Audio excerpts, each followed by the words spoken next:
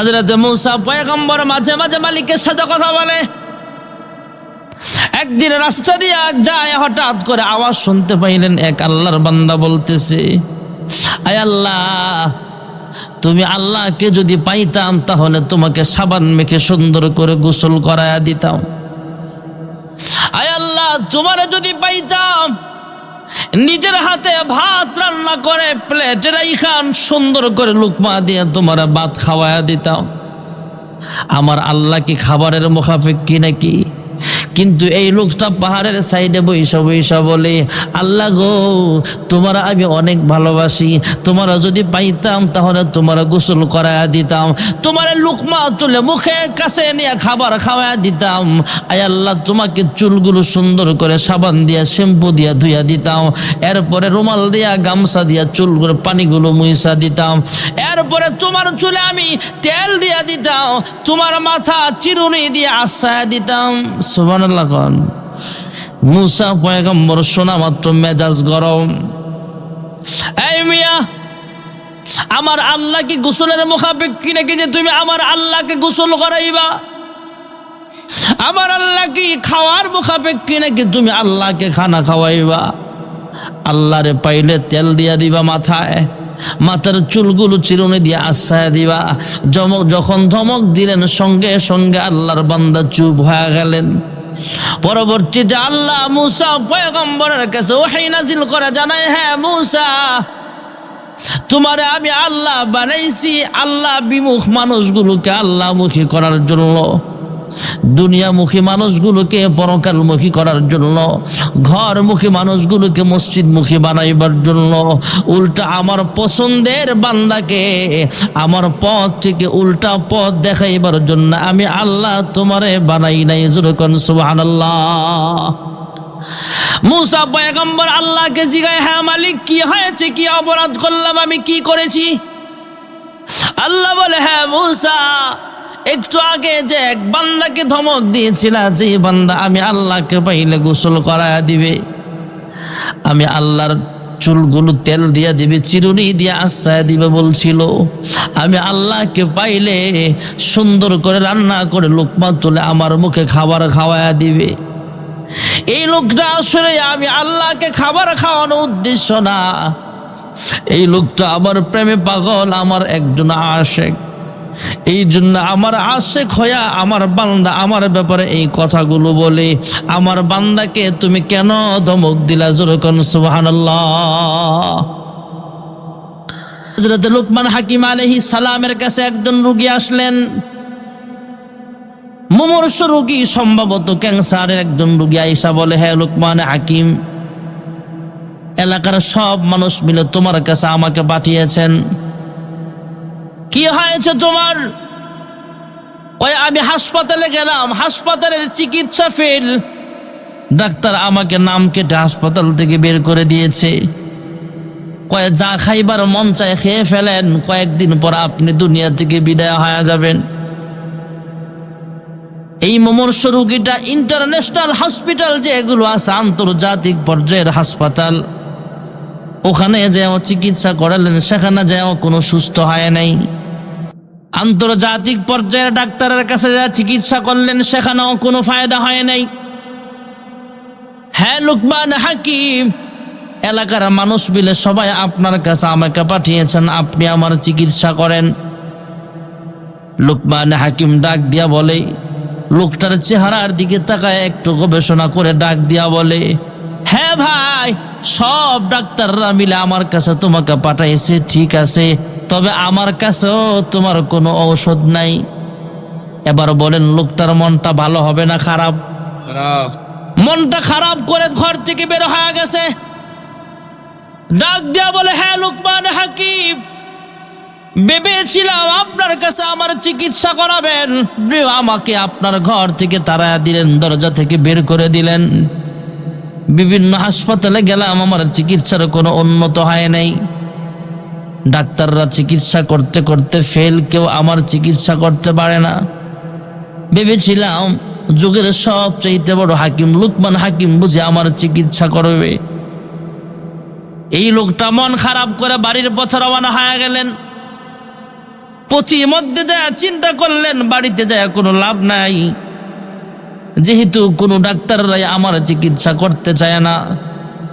লুকমান হাকিম পর্যন্ত আমাকে তার দরজা থেকে বের করে দিয়েছে, আমার বাড়ি যায় কোনো লাভ নাই, যেহেতু আমি দুনিয়া থেকে বিদায় হয়ে যাব, আর বাড়ি ঘরের দিকে ফিরে যাব না। রাস্তা দিয়ে হাঁটতেছে, হাঁটতে হাঁটতে বিশাল বড় একটা পুরাতন কবরস্থান দেখা যায়। আল্লাহর বান্দা চিন্তা করলেন, ডাক্তার যেহেতু বলেছে কয়েকদিন পর আমি দুনিয়া থেকে বিদায় হয়ে যাব, আর বাকি সময়টা বাড়িতে যাইতে চাই না, এখন থেকেই কবরস্থানে থাকবার চেষ্টা করতে থাকি। আল্লাহর বান্দা কবরস্থানে ঘুমায়, রাত কাটায় দিন কাটায়। হঠাৎ করে একদিন দেখে বিশাল বড় ঝড় বাতাস শুরু হয়ে গেছে, তুফান শুরু হয়ে গেছে, বৃষ্টি শুরু হয়ে গেছে। কবরের সাধারণ মাটিগুলো সরে যায়, বৃষ্টির পানিতে হঠাৎ করে একটা ঠুলি বের হয়েছে, পুরাতন মাথার ঠুলি। মানুষের মাথার মগজ গলে যায়, মানুষের মাথার চামড়াগুলো মাটি খেয়ে ফেলে, কিন্তু মাথার যে হাড্ডিটা আছে সেই হাড্ডিটা কিন্তু অনেক দিন পর্যন্ত থাকে। মাথার ঠুলিটা পড়ে আছে, বৃষ্টির পানি পড়তে পড়তে মাথার ঠুলির মধ্যে পানি জমছে। আল্লাহর বান্দা কবরস্থানে বৈশা বৈশা লক্ষ্য করে তাকায় দেখি বিশাল বড় একটা ভয়ঙ্কর সাপ তার দিকে আসতেছে। সাপটা যদিও আসতেছে, সাপটা মনে হয় অনেক বয়স্ক সাপ দেখা যায়, বয়স্ক বুড়া একটা সাপ আসতেছে। সাপটা তার দিকে আসুক আর যেই দিকে আসুক, লোকটা ভয় পেয়ে গেছে। ভয় পাবার পরও চিন্তা করে, আমি তো মরেই যাব, সাপ কামড় দিলে আমার আর কি হবে, আমি তো মরতেই চাই, মরার জন্যই তো কবরে আসছি, মরলে মেরে ফেলবো, সাপ যদি কামড় দেয় হয়তো মরে যাব, চিন্তা করে কোনো লাভ নাই। লোকটা হঠাৎ করে তাকায় দেখে তাকে কোনো আক্রমণ করে নাই, কিন্তু যেই মাথার ঠুরির মধ্যে পানি জমা আছে, বৃষ্টির পানি, ওই মাথার ঠুরির মধ্যে আইসা মুখ দিয়া পানিও খাইছে, বিষও ছাড়ছে। সুবহানাল্লাহ, সুবহানাল্লাহ। আল্লাহর বান্দা পুরাতন মাথার ঠুরির মধ্যে বৃষ্টির পানি, বৃষ্টির পানির মধ্যে সাপের বিষ। লোকটাই বলে আর বেঁচে থেকে লাভ নাই, পেটের ব্যথা বুকের ব্যথা আর সহ্য হয় না। এই লোকটা ওই বাটির মধ্যে যে পানি ছিল তথা পুরাতন কবরের মাথার ঠুরির মধ্যে যে পানি জমছে, সাপ আইসা বিষ ঢালছে, ওই বিষাক্ত পানিটা খেয়ে ফেললেন। জোরে কোন সুবহানাল্লাহ। আমাদের ধারণা হলো লোকটা দুনিয়া থেকে বিদায় হয়ে যাবে, না না, এটা উল্টা হয়ে গেল। এই লোকটা বিষাক্ত পানিটা খাওয়ার পরে কিছুক্ষণ পর তাকায় দেখে নিজে নিজে অনুভব করতে পারছে। এই লোকটা অনুভব করলেন আল্লাহ তাআলা তার শরীরের সব রোগ আল্লাহ ভালো করে দিয়েছে। লোকটা যখন বুঝতে পারছে আমি সুস্থ, বাড়ির দিকে রওনা হয়েছে। বাড়ির পথে যায় চিন্তা করলেন বাড়িতে পড়ে যাব।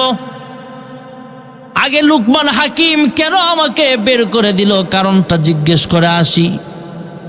লুকমান হাকিমের কাছে যা বলে, হ্যাঁ লুকমান হাকিম, দুনিয়ার কোনো ডাক্তার আমার চিকিৎসা করতে পারে নাই, তুমি কেন ফিরাইয়া দিলা? হ্যাঁ লুকমান হাকিম, এমন এমন ঘটনা ঘটেছে, আমি সুস্থ হয়ে গেছি, কিন্তু তুমি তো বললা তোমার কাছে কোনো ঔষধ নাই, কেন আমাকে তুমি বিদায় করে দিলা? লুকমান হাকিম ডাক দিয়া কয়, হেরে ভাই, আমার সাথে রাগ করে কোনো লাভ নাই, আমি তো বলি নাই তোমার কোনো ঔষধ নাই, আমি বলেছি আমার কাছে কোনো ঔষধ নাই, তবে আল্লাহ তাআলা চাইলে তোমার রোগ মাফ করে দিতে পারে। জোরে কোন সুবহানাল্লাহ। রোগ হলে রোগ থেকে মুক্তি দেওয়ার মালিক, জোরে বলেন কে? আল্লাহ। আরো জোরে ক আল্লাহ। লুকমান হাকিম ডাক দেয়া বলে, হ্যাঁ ভাই, আমি তোমার দিকে একটু মুরাকাবা করে দেখলাম, তোমার যে ঔষধ লাগবে এই ঔষধ আমার কাছে নাই। নির্দিষ্ট সময়ের এত বছর আগের পুরাতন কবরের একটা মাথার ঠুরি লাগবে, আবার এই মাথার ঠুরির মধ্যে নির্দিষ্ট পরিমাণের বৃষ্টির পানি লাগবে। আমি পাবো কোথায় মাথার ঠুলি? আবার এই মাথার ঠুলির মধ্যে বৃষ্টির পানি কোথায় পাবো? আবার এমুক বয়সের এত বছর আগের একটা সাপ বিদ্ধ সাপের নির্দিষ্ট পরিমাণের বিষ লাগবে, আমি এমন মুরব্বী সাপ কই থেকে ধরে আনবো? আর সাপ তো আর আমার কথাই বিষ ছাড়বে না, বেশিও ছাড়তে পারে আবার কমও ছাড়তে পারে। এই জন্য বলেছি আমার কাছে কোনো ঔষধ নাই। আর তুমি আমার কাছ থেকে ফিরে যায়া ঘুরতে ঘুরতে যখন কবরস্থানে গেলা, আল্লাহ তোমার জন্য ঔষধের ব্যবস্থা করে দিয়েছেন, আল্লাহ তোমাকে শিফা দান করেছে। যেরকম সুবহানাল্লাহ। এই লুকমান হাকিম ছিল দেখতে কালো, কিন্তু মনটা ছিল অনেক ভালো। যেরকম সুবহানাল্লাহ। আরেকজন কালো মানুষ হলো হযরত বিলাল হাফসি রাদিয়াল্লাহু তাআলা আনহু। হযরত বিলাল হাফসি রাদিয়াল্লাহু তাআলা আনহু মসজিদে নববীর মুয়াজ্জিন। ভাইয়েরা আমার, মসজিদে নববীতে আযান দেয়। আল্লাহর হাবিব রাহমাতুল লিল আলামিন হলেন ইমাম, আর মুয়াজ্জিন হলো আফ্রিকার কালো বিলাল। সুবহানাল্লাহ। আল্লাহর হাবিব বলেন, হ্যাঁ সাহাবায়ে কেরাম, এই বিলাল শুধু দুনিয়ার জমিনের মুয়াজ্জিন নয়, এই বিলাল হাসরের মাঠেও আজান দিবে। যেরকম সুবহানাল্লাহ। হযরত বিলাল হাফসি রাদিয়াল্লাহু তাআলা আনহু দুনিয়ার মসজিদে নববীতে যখন আজান দিতেন, চতুর্দিক থেকে 33 মাইল করে আজানের আওয়াজ শোনা যাইত। সুবহানাল্লাহ কইেন না, আমাদের মাইকের আওয়াজও তো এত যায় না। আর হযরত বিলাল মাইক নাই, এমনি আজান দিতেন, চতুর্দিকে 33 মাইল করে শোনা যাইত। সুবহানাল্লাহ। আল্লাহর হাবিব বলেন, ও সাহাবীরা, এই কালো বিলাল এই দুনিয়ার মুয়াজ্জিন, আজান দিলে 33 মাইল পর্যন্ত শোনা যায়। আর এই বিলাল যখন জান্নাতি সাওয়ারির উপরে উঠে হাসরের মাঠে আজান দিবে, এই হাসরবাসীর কানে পৌঁছিয়া যাবে। এই বিলালের আজানের আওয়াজ গোটা হাসরবাসীর কানে আল্লাহ তাআলা পৌঁছায়া দিবে। তাহলে কালো মানুষের দাম আছে না নেই? আরো জোরে কর। আল্লাহ রাব্বুল আলামিন কালো আর সুন্দর দেখা জান্নাত দিবে না, ঈমান দেখা জান্নাত দিবে। আল্লাহ রাব্বুল আলামিন এই দুনিয়াতে অনেক মানুষ লম্বা, অনেক মানুষ খাটো, অনেক মানুষ কালো, অনেক মানুষ সুন্দর। জান্নাতে আল্লাহ একটা কালো মানুষও রাখবে না। জান্নাতে মানুষগুলোকে মহান আল্লাহ রাব্বুল আলামিন ইউসুফ আলাইহিস সালামের মতো সুন্দর বানায়া দিবে। সুবহানাল্লাহ। এখানে অনেক বৃদ্ধ মানুষ আছে, আমাদের বয়স বাড়ে, আল চুল দাড়ি পাকতে থাকে, কিন্তু আমাদের কিন্তু চায় না মন যে আমি বুড়া হয়ে যাই। জান্নাতের মধ্যে মহান আল্লাহ রাব্বুল আলামিন আমাদের এই আশাটা পূরণ করবে। দুনিয়ার জমিনে আমরা কিন্তু জোয়ান থাকবার চাই, কিন্তু চিরদিন যৌবনকাল থাকে না। আর জান্নাতের মধ্যে আল্লাহ রাব্বুল আলামিন এই আশাটা পূরণ করবে, জান্নাতি মানুষ কোনোদিন বৃদ্ধ হবে না। জোরে কোন সুবহানাল্লাহ। দুনিয়ার জমিনে আমি চাই আমার বিবি বাচ্চা সব কিছু ভালো থাকুক। দুনিয়ায় চলার মেন সম্বল হলো একটা ফ্যামিলি। কাহারো যদি সন্তান বেশি হয় তার দাম সমাজের ভিতরে আলাদা থাকে, কাহারো ভাই বোন বেশি থাকলে তার দাম সমাজের ভিতরে আলাদা। আল মাল ওয়াল বানুন জিনাতুল হায়াতিদ দুনিয়া। দুনিয়ার মধ্যে সম্পদ যেমন সম্বল, সন্তান আদিও একটা সম্পদ, দুনিয়ার সম্পদ এটা। ভাইয়েরা আমার, বন্ধুরা আমার, আল্লাহ তাআলা দুনিয়াতে একটা স্যাম্পল বানিয়েছে। আল্লাহ ডাক দেয়া কয়, হে বান্দা, দুনিয়ার মধ্যে তোমাকে বিবাহ করায়া দেখছি, তুমি বউ পছন্দ করো। সুবহানাল্লাহ। সুবহানাল্লাহ। যতই বউ পছন্দ করো, একটা দুইটা তিনটা সর্বোচ্চ 4টা, এর বেশি জায়েজ নাই। আর জান্নাতের মধ্যে কমপক্ষে 70টা হুর তোমার সাথে বিবাহ পড়ায়া দিমু। সুবহানাল্লাহ কয় না রে? কয় হুজুর, একটা দুইটা তিনটা 4টা মানে এটা সরকারি আইন না, এটা হলো কোরআনী আইন। সুবহানাল্লাহ কোন। সুবহানাল্লাহ। আজকে সমাজের ভিতরে আমাদের বাংলাদেশের কিছু আইন যদি ইসলামিক ধাঁচে থাকতো, শুধু বিবাহের বিধানের ক্ষেত্রে, তাহলে বাংলাদেশে এত গোনা হইতো না।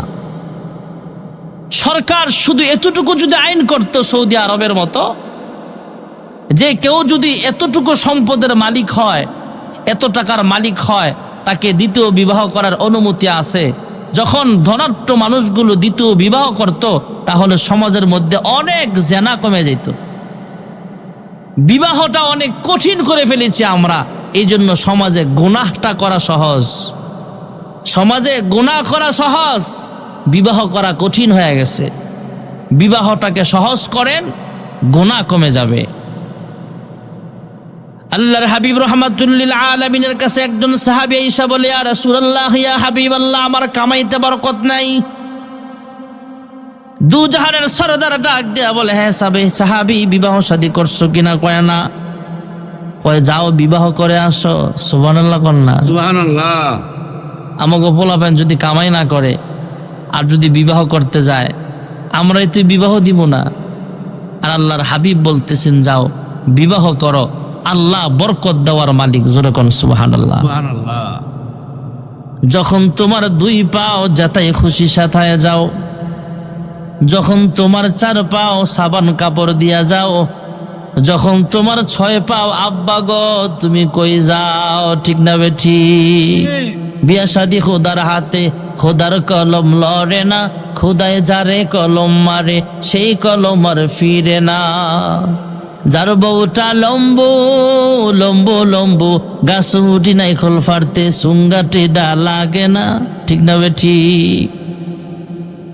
সাহাবী একটা বিবাহ করলেন, এতদিন নিজের একাই সংসার চালাইতে কষ্ট হয়, এখন বিবাহ করার পর সংসারের সদস্য হলো কয়জন? দুইজন। জোরে কথা বলেন না। দুইজন। আল্লাহর হাবিবের কাছে আইসা বলে, ইয়া রাসূলুল্লাহ, ইয়া হাবিবাল্লাহ, আগে তো সিঙ্গেল ছিলাম, এখন তো ডাবল, এখন তো আমার কামাই রোজগারে বরকত নাই। আল্লাহর হাবিব বলে, যাও আরেকটা বিবাহ করো। সুবহানাল্লাহ কন্যা।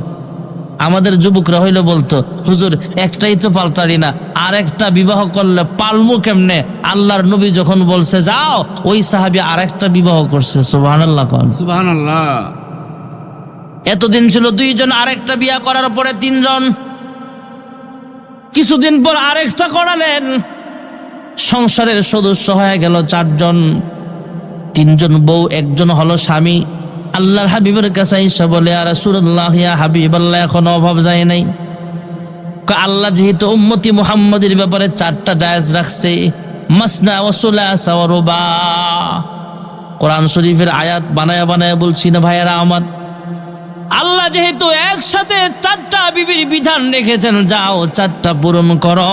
বরকত দেওয়ার মালিক জোরে বলেন কে? ওই সাহাবী একাই চলতে কষ্ট হয়, কামাই নাই, বিবাহ করলেন, চারটা বিয়ে করেছেন। আল্লাহ তাআলা এমন ভাবে রিজিকের ফয়সালা করে দিয়েছেন। অনেকদিন পরে সাহাবী আয়েশা বলে, ইয়া রাসূলুল্লাহ, ইয়া হাবিবাল্লাহ, আমি তো একাই নিজের পেট চালাইতে কষ্ট হতো, আর এখন ঘরের ভিতরে আমি সহ আমার চার বিবি সহ পাঁচজন সদস্য, সংসারে কোনো অভাব নাই, আল্লাহ হালাল রিজিকের ব্যবস্থা করে দিয়েছে। যেরকম সুবহানাল্লাহ। এই জন্য ছেলে মেয়ে বিবাহের উপযুক্ত হলে বিবাহ করাই দেন, অনেক বরকত হবে। যেই কথাটা বলা আমার উদ্দেশ্য ভাইয়েরা আমার,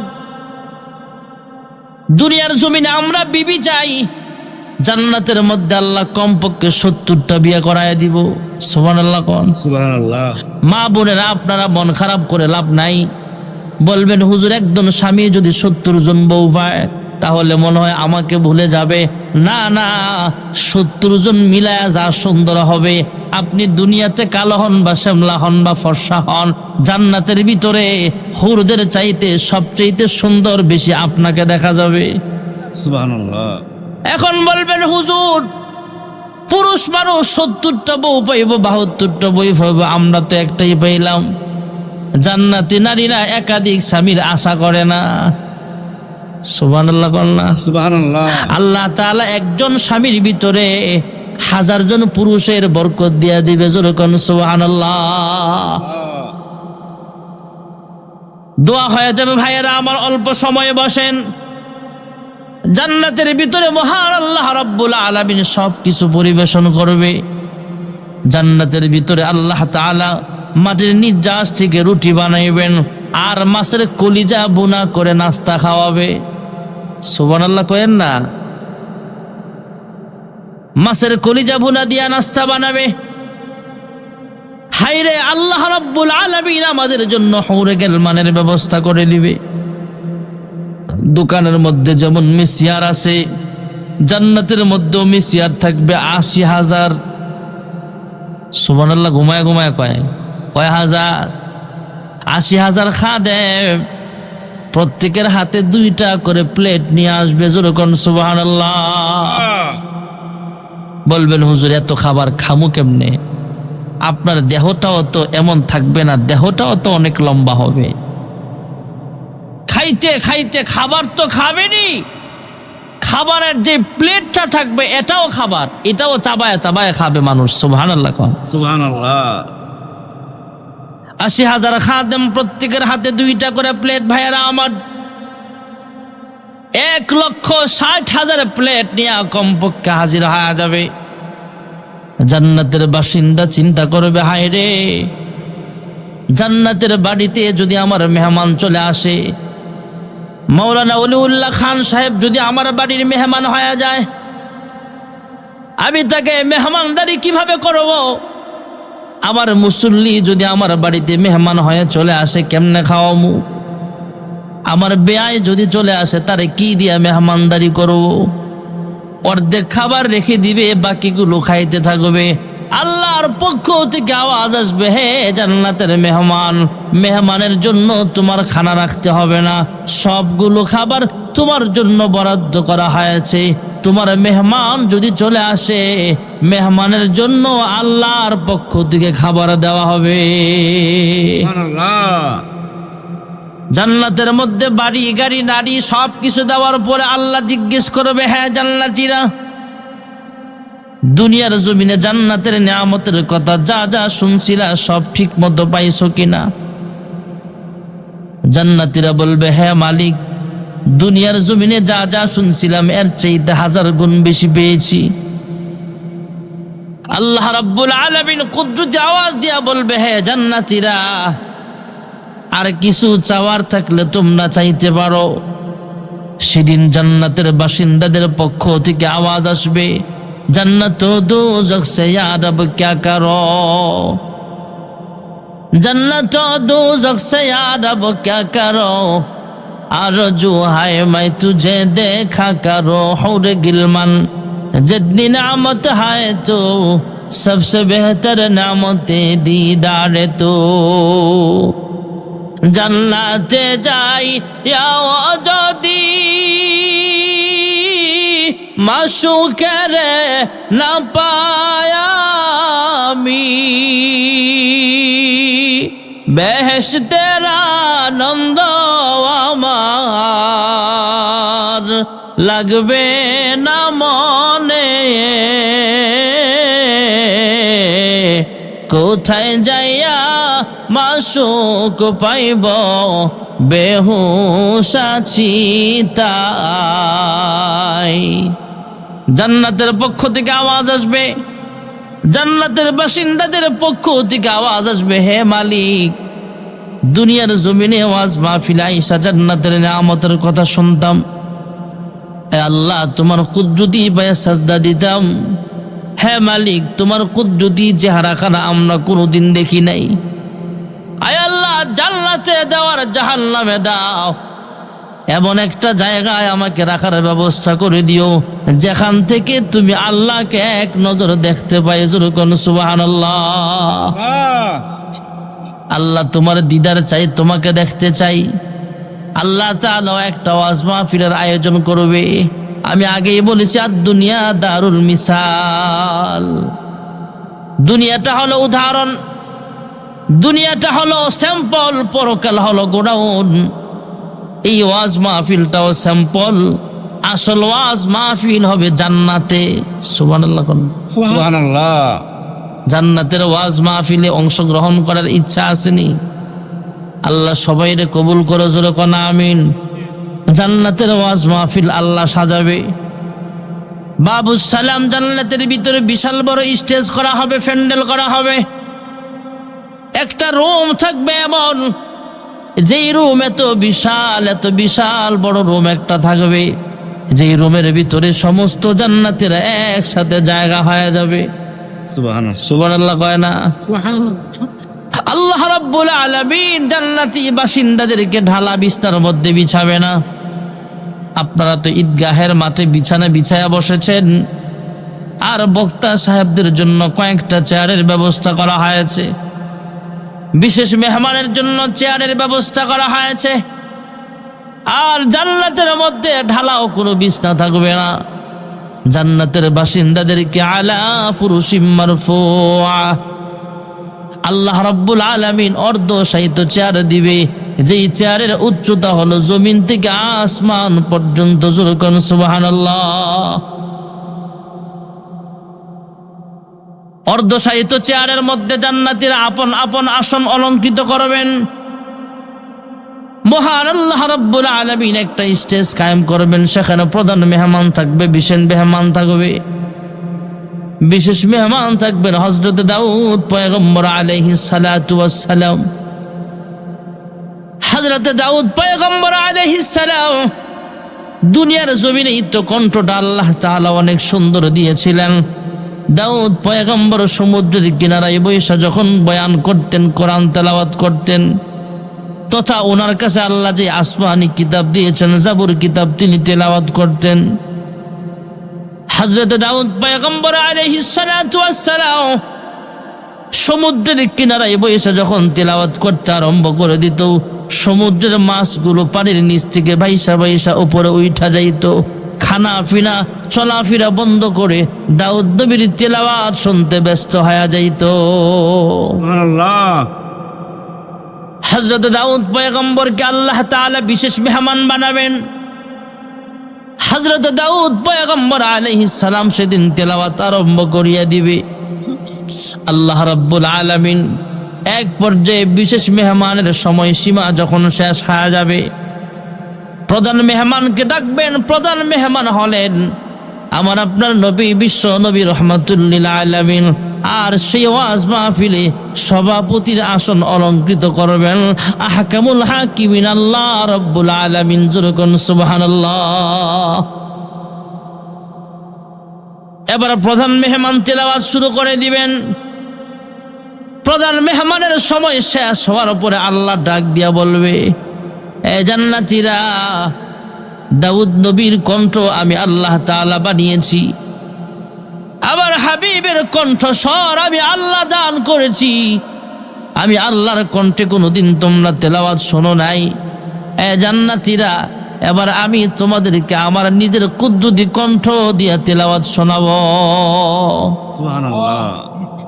আল্লাহ সেদিন জান্নাতি বাসিন্দাদের সামনে আসবে, সামনে আইসা জান্নাতের বাসিন্দাদেরকে সালাম দিবে। সুবহানাল্লাহ কন্যা। সুবহানাল্লাহ।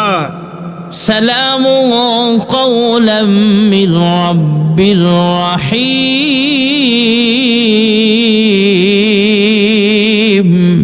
আল্লাহু আকবার। জান্নাতের বাসিন্দাদেরকে সালাম দিয়া দিবে। ভাইয়ারা আমার, জান্নাতি বাসিন্দাদেরকে মহান আল্লাহ রাব্বুল আলামিন কুদরতি জবান লড়াইয়া লড়াইয়া সালাম দিবে। আল্লাহ তাআলা কুদরতি আসনে বসবে। আমি একজন বক্তা সাহেব, আমার জন্য চেয়ারের ব্যবস্থা আছে, সভাপতির জন্য আলাদা চেয়ারের ব্যবস্থা আছে। আমি একজন বক্তা মানুষ, আমার জন্য যেমন চেয়ারের ব্যবস্থা, ভাইয়েরা আমার, বন্ধুরা আমার, চেয়ারম্যানের জন্য ইউনিয়ন পরিষদের চেয়ারের ব্যবস্থা আছে। পার্লামেন্টের ভিতরে সংসদ সদস্যদের জন্য চেয়ারের ব্যবস্থা আছে। মহান আল্লাহ তাআলা ডাক দিয়া বলে, হে বান্দা বান্দিরা রে, তোমরা মনে করেছো আমি আল্লাহর বুঝি চেয়ার নাই? আমি আল্লাহরও একটা কুদরতি কুরসি আছে। জোরে কোন সুবহানাল্লাহ। ভাইয়েরা আমার, বন্ধুরা আমার, আল্লাহ রাব্বুল আলামিন আল্লাহ তাআলার কুদরতি চেয়ারের ব্যাপারে কোরআনুল কারীমে আলাদা একটা আয়াত নাজিল করেছেন, আয়াতুল কুরসি। সুবহানাল্লাহ। নারে তাকবীর। আল্লাহু আকবার। মাওলানা জাহাঙ্গীর আলম জিহাদি সাহেবের আগমন। আপনারা বেজান না খুশি? ঠিক। ভাবলাম যে ভাইয়ের লোকে দেখা হয় না, না হয়, দেখা হয়ে গেছে, আলহামদুলিল্লাহ। কোন আমার পরে হুজুর বয়ান করে যাবে। আচ্ছা ভাইয়েরা আমার, বন্ধুরা আমার, জান্নাতের ওয়াজ মাহফিলে মহান আল্লাহ রাব্বুল আলামিন আমাদেরকে সালাম দিবে। সুবহানাল্লাহ কন্যা, কেমন মজাটা লাগবো। আল্লাহ রাব্বুল আলামিনের একটা কুদ্দুসি চেয়ার আছে ভাইয়েরা আমার। আল্লাহ তাআলা আলাদা সূরা নাজিল করেছেন, তথা আলাদা একটা আয়াত নাজিল করেছেন, আয়াতুল কুরসি। ওয়াসিআ কুরসিয়ুহুস সামাওয়াতি ওয়াল আরদ ওয়ালা ইয়াউদুহু হিফযুহুমা ওয়া হুয়াল আলিয়্যুল আযীম।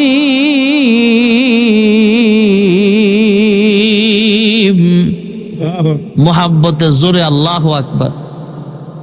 এ মিয়া মুসলমান, জাহাঙ্গীর আলম জিহাদি সাহেবরা দেখলে কিন্তু শয়তান ডরায় না, আমারে দেখলেও শয়তান ভয় পায় না, খান সাহেবরা দেখলেও কিন্তু ভয় পায় না। কিন্তু যখন আল্লাহু আকবরের আওয়াজ হয় তখন শয়তানের কলিজায় কম্পন সৃষ্টি হয়। সুবহানাল্লাহ। সুবহানাল্লাহ। এই জন্য মুসলমানের হাতিয়ার কিন্তু এটাই, জোরে আল্লাহু আকবার বলেন। এদেশে আল্লাহু আকবারের সুরে সূর্য ওঠে, এদেশে আল্লাহু আকবারের সুরে সূর্য ডুবে, এদেশের মাল্লা মাঝি কৃষক শ্রমিক সবার ঠোঁটে সোনরে লা ইলাহা ইল্লাল্লাহর জিকির উঠে। ঠিক না বে ঠিক? ইমানের তপ্ত আগুন জ্বলছে সবার বুকে বুকে, সে আগুন দেশ হতে দেশ দেশান্তর জ্বলতে হবে।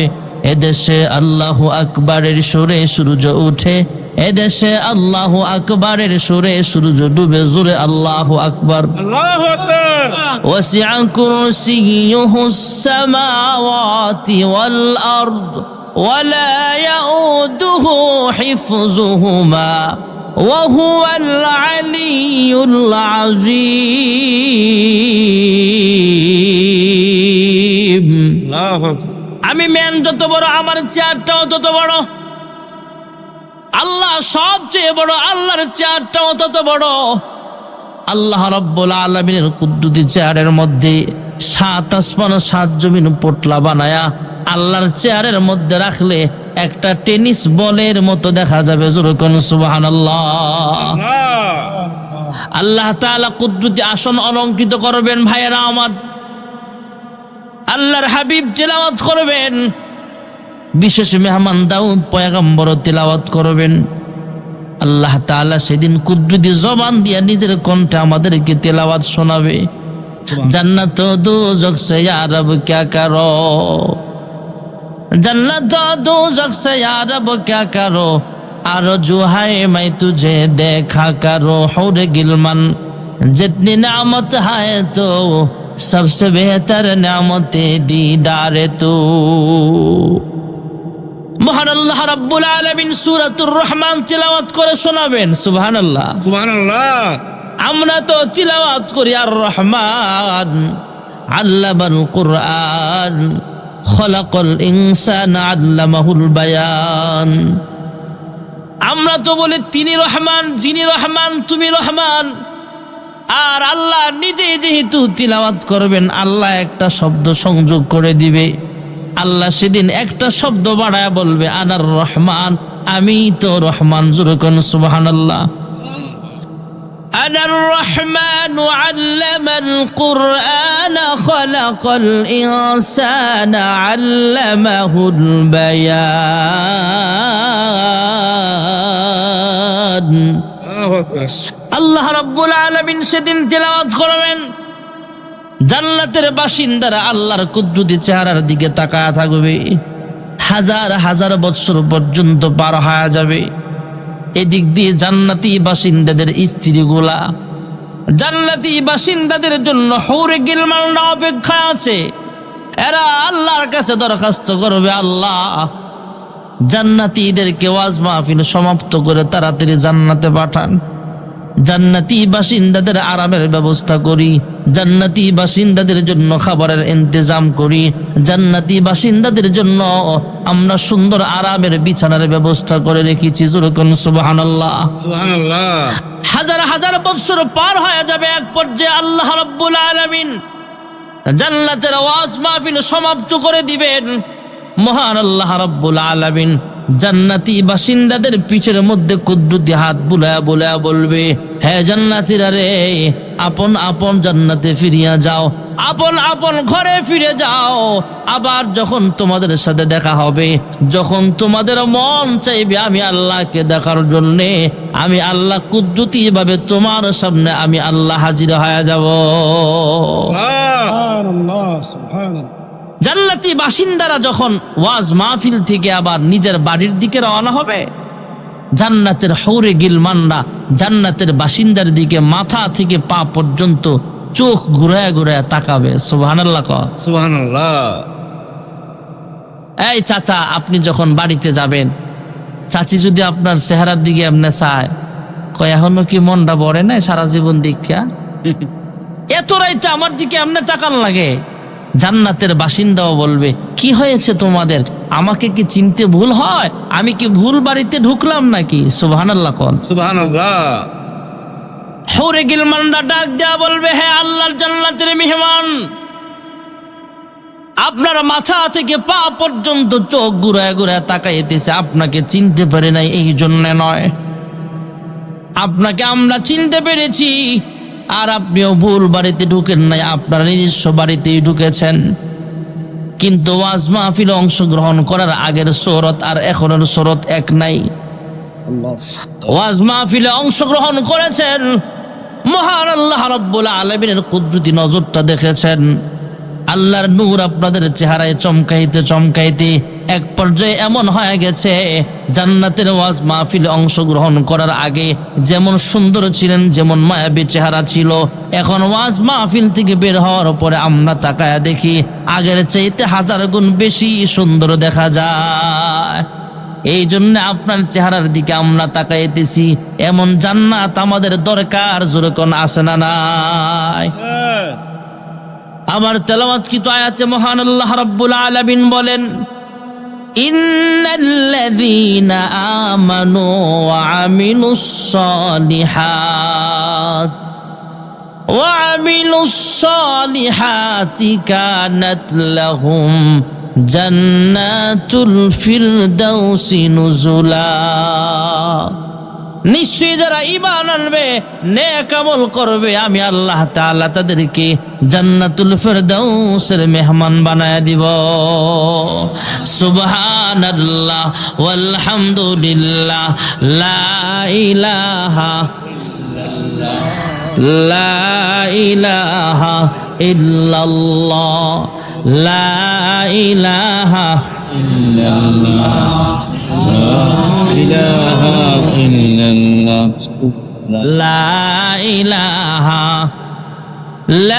ইলাহা ইল্লাল্লাহ মুহাম্মাদুর রাসূলুল্লাহ সাল্লাল্লাহু আলাইহি ওয়াসাল্লাম। জান্নাতের ওয়াজ মাহফিলে যাওয়ার জন্য, জান্নাতে যাওয়ার জন্য এমনি এমনি যাওয়া যাবে না, কিছু আমলের দরকার আছে না নাই? আমরা তো ইমানদার পড়ে নিয়েছি লা ইলাহা ইল্লাল্লাহ মুহাম্মাদুর রাসূলুল্লাহ, আল্লাহ ছাড়া কোনো মাবুদ নাই, হযরত মুহাম্মদ সাল্লাল্লাহু আলাইহি ওয়াসাল্লাম আল্লাহর রাসূল। ঈমান আনার পরে সর্বপ্রথম যে আমলটা, এটা হলো 5 ওয়াক্ত নামাজ। নামাজ শুধু পুরুষরা পড়বে, মহিলাদের লাগবে না, মহিলা পুরুষ সবার জন্য। পর্দা করা ফরজ, শুধু মহিলাদের না, পুরুষেরও, পুরুষ মহিলা সবার উপরে পর্দা করা ফরজ। নামাজ, রোজা, হজ যাদের উপরে ফরজ, হজ্জে বাইতুল্লাহ যাবেন। অনেক মানুষ আছে পয়সাওয়ালা, কয় আরেকটু বয়স হয়ে লোক তারপরে হজে যাবো। আর আল্লাহর হাবিব বলেন, তোমার উপরে হজ ফরজ, তুমি ইচ্ছে করে হজে যাও নাই, পরে যাবো কইরা তুমি ইহুদি হয়ে মারা যাও, খ্রিস্টান হয়ে মারা যাও, আমি আমি আমি নবী, তোমার এই ব্যাপারে কোনো জামিন হব না। নাউজুবিল্লাহ কোন। যাদের উপরে যাকাত ফরজ, বৎসরে একবারে হিসাব করে যাকাত দেওয়া, এই আমলগুলো হলো মৌলিক আমল। তাছাড়া বহু সুন্নতের আমল আছে। টয়লেটে ঢুকার সময় বাম পাও দিয়া ঢুকা, ডান পাও দিয়া বের হওয়া, আপনার ঢুকার সময় দোয়া আছে, বের হয়েও দোয়া আছে। মসজিদে প্রবেশ করার সময় বাম পাও, কোন পাও? মাশাআল্লাহ। বের হওয়ার সময় বাম পাও, দোয়া আছে তো। মহিলারা ঘর ঝাড়ু দিচ্ছেন, ঝাড়ু দেওয়ার আগে বিসমিল্লাহির রহমানির রহিম। রান্না করতেছেন, বিসমিল্লাহ বলে রান্না শুরু করেন, আল্লাহ বরকত দিবে। এরপরে মুসলমানের সাথে দেখা হলে সালাম দেওয়া, আসসালামু আলাইকুম ওয়া রাহমাতুল্লাহ, সালামের জবাব ওয়া আলাইকুম আসসালাম ওয়া রাহমাতুল্লাহ। আর অনেক আমল আছে, আমল করা আর গুনাহ থেকে বেঁচে থাকা। বর্তমানে এমন একটা গজব শুরু হয়েছে, হুদা লাইতে গজব আর এই গজবে সৌদি আরব রেও ধরছে, কালেমার পতাকাগুলো নামছে। এরা শেষ করে নিয়েছেন, ইসলাম ধরে শেষ করে। কারবার দেখছেন না অবস্থা? পৃথিবীর সব জায়গায় থাকলেও ওরা সেফ থাকা দরকার ছিল, ওরাও নামছে। আবার খেলা জিততে আর্জেন্টিনার লগে জিততে বলারা মিছিল করছে। ওরে বাবা, পাগল দিকে কি এতই পাগল হতে হবে? সব শেষ। আর আমাদের সমাজের প্রায় মাহফিলের শ্রোতা কম হওয়ার এটাও একটা কারণ। খেলা, তোমরা খেলা দেখো, আমরা ওয়াজ মাহফিলে বসে আছি। আমাদের কারণে তোমাদের উপরে আল্লাহ গজব দেয় না, নাইলে ঠাডা পড়তো।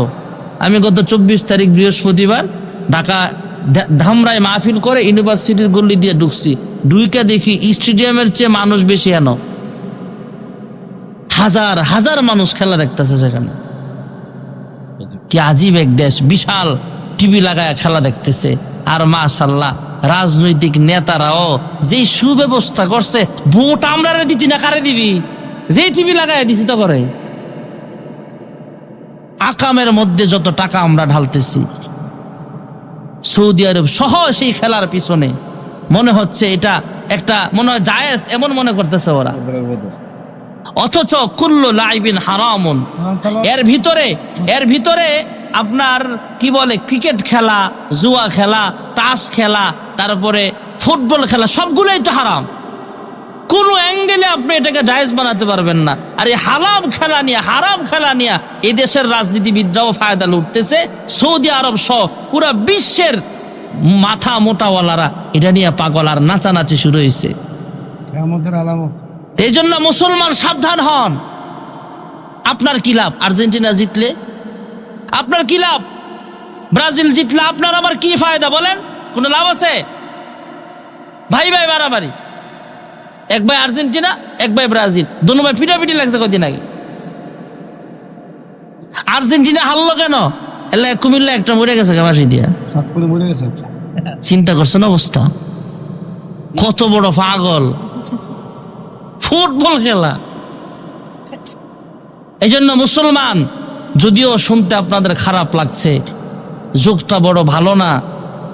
যেই দেশের মানুষ মক্কা মদিনা আছে সৌদি আরব, সেই দেশের মানুষগুলো আজকে হারামের পথ বাইছে নিছে নাম করার লাইগা। তবে এর ভিতরে একটা সুসংবাদ হলো, আমার বাংলাদেশের সালে আহমদ তাকরিম 103টা দেশে তাদের আমাদের বাংলাদেশের সম্মান উজ্জ্বল করে আসছে কোরআন তেলাওয়াতের প্রতিযোগিতা দিয়া, খেলা দিয়া না। ঠিক না বেঠিক জোরে কর? এই জন্য ভাইয়েরা আমার, জান্নাতে যাওয়ার জন্য ইমানের পাশাপাশি নেক আমল, পাশাপাশি গুনাহ মুক্ত জীবন গড়া। আল্লাহ তাআলা আমাদের সকলকে ইমান আমল নিয়ে কবরে যাওয়ার তৌফিক দাও, জোরে কোন আমিন। ভাই বয়ান করবে, বয়ান শুননা এরপরে যাইবেন। তাহলে আপনি মাইকটা ধরতে হবে, একটু সালাম দিয়ে কথা দুই একটা কথা কোন আপনি। কোন কথা বলিস? আপনি বসেন বসেন বসেন না না বয়ান। শাফিল আম্বিয়া ওয়াল মুরসালিন ওয়া আলা আলিহি ওয়া আসহাবিহি আজমাইন। ربنا ظلمنا أنفسنا وإن لم تغفر لنا وترحمنا لنكونن من الخاسرين يا رب العالمين يا أكرم الأكرمين গো মালিক, গভীর রজনীতে আমি গুনাহগার, তোমার কতগুলো আশিকিন শাকিরিন বান্দা বান্দি নিয়ে তোমার শাহী দরবারে হাত বাড়াইলাম। আয় আল্লাহ, মাহফিলের শুরু থেকে পর্যন্ত যা কিছু আলোচনা হয়েছে ভুল ভ্রান্তি মার্জনা করে আর হাদিয়া লক্ষ কোটি গুণে বাড়াইয়া বিশ্ব নবীর রওজাত ছাড়ো সোনার মদিনায় সবুজ রঙের গম্বুজের নিচে পৌঁছে দাও। আয় আল্লাহ, তাকে উসিলা করে বাবা আদম আলাইহিস সালাম থেকে এই মুনাজাত পর্যন্ত যত মুমিন মুমিনাত অন্ধকার কবরে শুয়ে আছে, প্রত্যেকের কবরের হাদিয়াগুলো পৌঁছা দাও।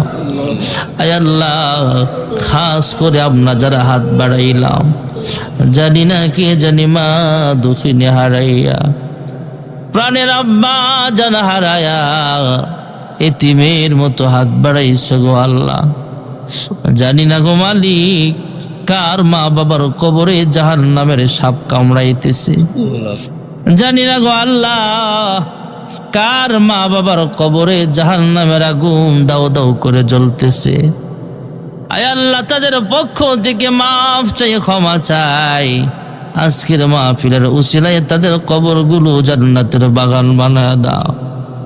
রব্বির হাবহুমা কামা রব্বায়ানি সগীরা। আয় আল্লাহ, আমরা গুনাহগার, আমার মতো গুনাহগার জমিনের উপরে আসমানের নিচে একজনও নেই। আয় আল্লাহ, আবার গুনাহের খবর যদি আম্মা আব্বায় জানতো, কোনোদিন সন্তান বলে পরিচয় দিত না। আমার গুনাহের খবর যদি এই এলাকার মানুষ জানতো, কোনোদিন আমার বয়ান শুনতো না। হ্যাঁ মালিক, যেমন ভাবে আমাদের গুনাহগুলো গোপন রেখেছ গো আল্লাহ, গোপনে গোপনে আমাদের সকলের জিন্দিগির সব গুনাহ খাতা মাফ করিয়া দাও। আদর রিয়া মানুষ আল্লাহ বানায়া, কেমনে দিবা জাহান্নামে ফেলিয়া। গুনার বোঝা মাথায় লয়া আমরা দেশ বিদেশে ঘুরি, কোন দিন জানি আজরাইলের হাতে ধরা পড়ি। কবরেরই আযাব যদি মানুষ দেখিত,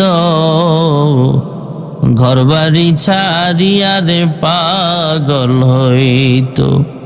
তুমি ছাড়া কারি কাছে আমরা করি বড় দান, তুমি বিনে কে বুঝিবে মনেরই বেদন।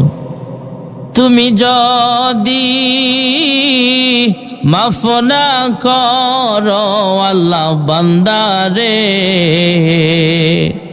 বলো তোমার বান্দা যাবে কার কাছে।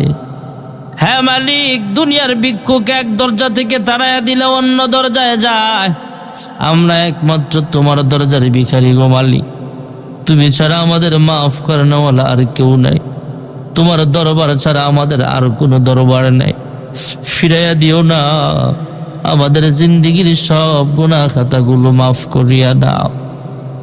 আয় আল্লাহ, অনেকেই দোয়া চেয়েছে, পারিবারিক একটা অনুষ্ঠান, দোয়ার আয়োজন মৃত ব্যক্তিদের জন্য দোয়া চেয়েছে। এক হাবেজ সাহেব দুনিয়া থেকে বিদায় হয়ে গেছে। যারা আয়োজন করেছে, এদের পিতা মাতা আত্মীয় স্বজন যারা কবরে আছে, প্রত্যেককে তুমি মাফ করিয়া দাও। যারা টাকা দিয়া পয়সা দিয়া সুপরামর্শ দিয়া এমন একটা জান্নাতের বাগান সাজাইছে, প্রত্যেকের মনের নেক আশাগুলো পূরণ করিয়া দাও। আয় আল্লাহ, মা বোনেরাও হাত বাড়াইছে, তাদেরকে পূর্ণ স্বামীর খেদমত করে পর্দা নিশিনা আবেদা জাহেদা সালেহা বানায়া দাও। আমাদের প্রত্যেকটি সন্তান কোরআনী শিক্ষায় শিক্ষিত হয় পিতা মাতা ও সমাজের খেদমত করার তৌফিক দান করো। আয় আল্লাহ, আমাদের সকলকে 5 ওয়াক্ত নামাজি বানাও। আয় আল্লাহ, আমাদের সকলকে সুন্নতি দাড়িওয়ালা বানায়া দাও। আমাদের সকলকে সুন্নতি টুপিওয়ালা বানায়া দাও। আয় আল্লাহ, সব সময় সুন্নত তরিকায় চলার তৌফিক নসিব করিয়া দাও। আয় আল্লাহ, জানি না কার জন্য আজকের মুনাজাত জিন্দেগির শেষ মুনাজাত হয়ে যায়, কার জন্য জানি মালাকুল মউত আজরাইল প্রস্তুতি নিচ্ছে। আয় আল্লাহ, আমিও একদিন দুনিয়া থেকে বিদায় হয়ে যাব।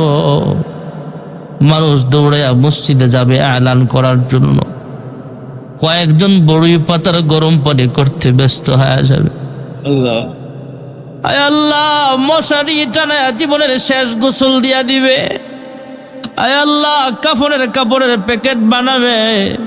সাদা মার্কিন কাপড়ের প্যাকেট হওয়ার আগে এহরামের 2টা কাপড়ে নিজেকে জড়াইয়া লব্বাইক লব্বাইক বলে বলে তোমার খানায় কাবা তওয়াফ করার তৌফিক সবাইকে নসিব করে দাও।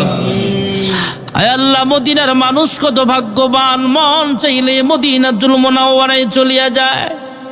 মক্কার মানুষ কত ভাগ্যবান, মন চাইলে মক্কাতুল মুকাররমায় চলিয়া যায়। আমরা কপাল পোড়া 6000 কিলোমিটার দূরের মানুষ, কিন্তু মন চায় বারবার মক্কা মদিনায় যাইতে।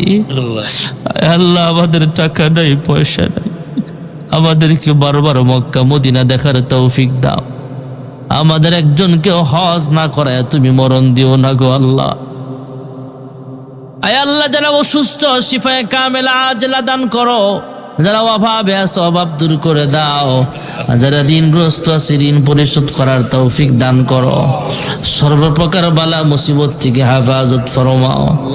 আল্লাহুম্মা ইহফাজনা মিন কুল্লি বালাইদ দুনিয়া ওয়া আযাবিল আখিরাহ ওয়া তাওয়াফানা মুসলিমা ওয়া আলহিকনা বিস সালিহিন।